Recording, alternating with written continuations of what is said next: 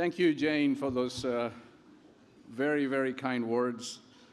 Most importantly, I appreciate your friendship and the tremendous example that you are now setting by leading Citi. And there's a lot that I can and continue to learn from you. So thank you very much for being here tonight and for those very kind words. I'm indeed very grateful to the Board of Trustees of CED to recognize for this recognition and for everything that you all do to advance policy and progress. When I listen to my fellow recipients, I'm wondering what the heck am I doing here? Congratulations to all of you, and it is indeed just a great, great pleasure to be part of this class today. Of course, we talked about the challenging times that we are facing right now, and there was conversation on both sides, but I'm finding myself talking about the opportunity now to create impact and change. And that always, always has been the goal at FedEx. You know, you see us delivering packages to your house, but we believe our mission is simply connecting people and possibilities around the world. You all talked about networks. You all talked about platforms. Just think about this. Over $2 trillion worth of global commerce goes through our networks every single year. Or 3 million businesses ship every single day, and we deliver to 225 million recipients every single day. That's the center of the ecosystem network, the platform that we are in the middle of. It has taken us a while to get here. It has taken over 50 years to build this network, and we believe that we can shape commerce, we can shape communities, and shape the very idea, the concept that business is a force for good. Now, pandemic was an example, and I'm glad that during the pandemic, we kept the global economy running. When the vaccines, as you talked about, the several companies who were, of course, did a remarkable job of getting those vaccines ready, on that cold December day at 5:37 a.m., we delivered that very first vaccine to Boston, but who's keeping score?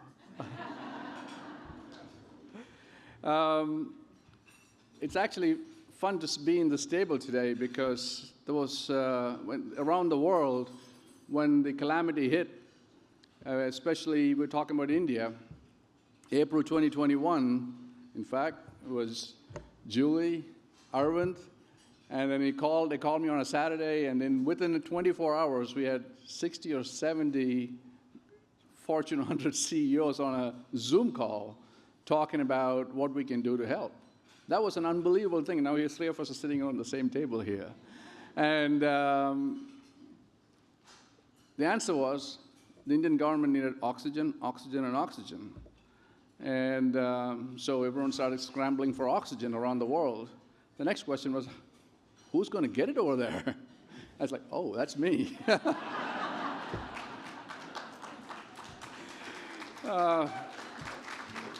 So we've done a lot of great work.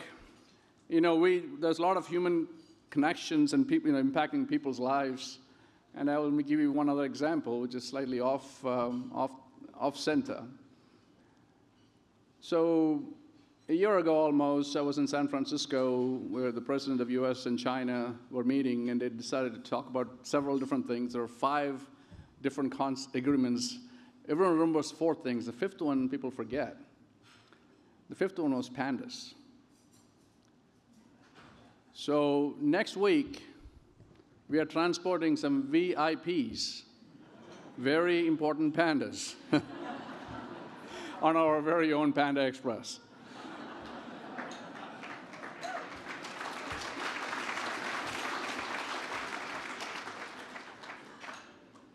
So we really believe in our ability and responsibility to deliver a better future by creating a more sustainable, inclusive, and connected world. And we think our mission also is evolving right now prior to the pandemic, if someone had uttered the word supply chain in this room, or I had uttered the word supply chain in this room, you would have politely escorted me out the room, because nobody cared. But during the pandemic and after the pandemic, it seems to have been a topic of even talk show hosts. So our mission has now evolved to make supply chains smarter for everyone. We are sitting on a lot of intelligence about global supply chains. I told you about the amount of traffic that we go through our system. So that's what our future looks like. But at the end of the day, as businesses, we must continue to bring people together to catalyze solutions for the most pressing challenges. No matter our industry, ideals, or cause, we can all commit ourselves to this greater good of finding that purpose and leading with that purpose. I heard the few P's that you talked about earlier.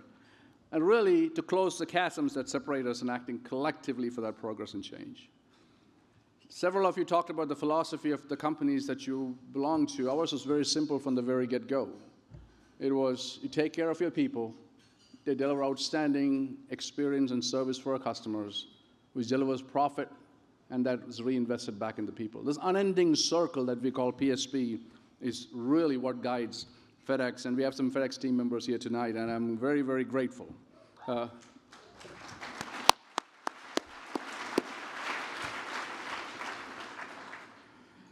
So let me finish by saying that I accept this award on behalf of more than 500,000 global team members at FedEx. This honor is about them. It's about their ingenuity, their teamwork, their commitment to excellence. They make me the leader I am and inspire me to build a better, more connected world. May we all be united in that purpose. Thank you very much.